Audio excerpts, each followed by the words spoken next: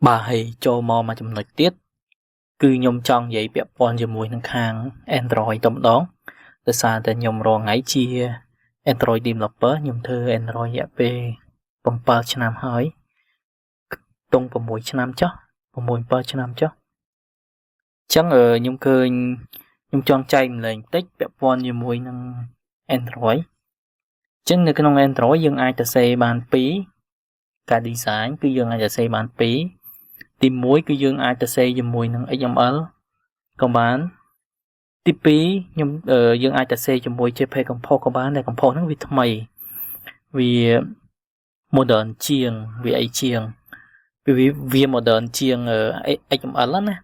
vì chỉ latest version của Google là vào vài vậy dương với cả design để pra JPEG Compose chẳng ở nhóm trong đi của mình nè ngọc nè thà nè ngọc nè khơi thà Compose lo bật tay ở nè ngọc nè tự đăng thàนึกน้องกรมพลมาจำนวนกรมพลทมมาจำนวนในแต่ปลาไอ้ยมเตจัง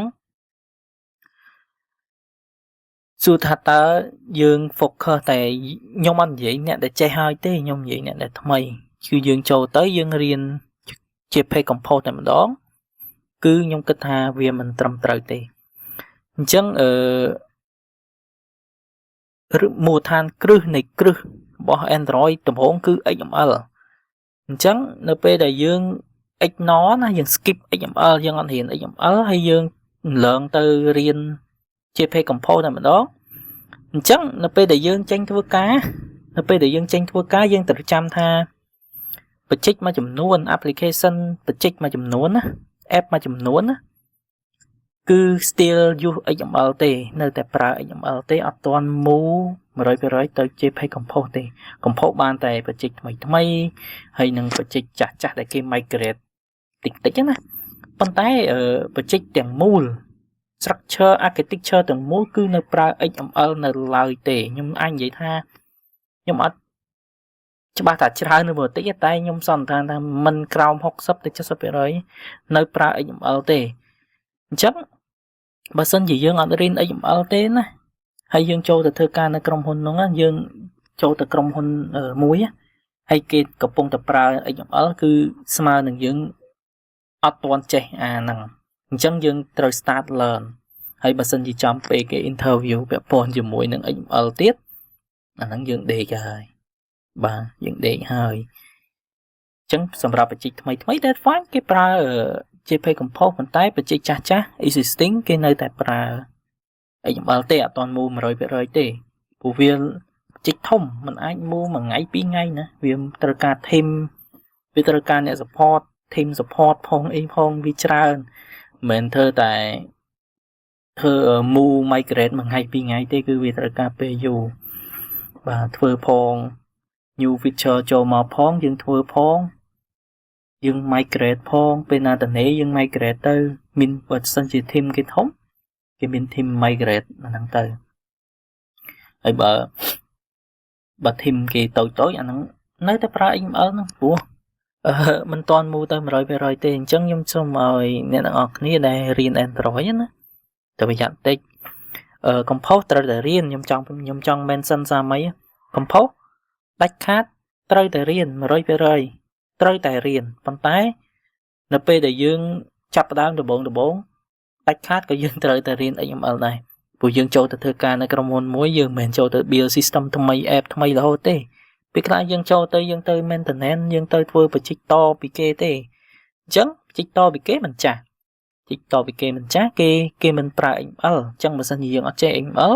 វាមិនថ្មីសម្រាប់យើងអញ្ចឹង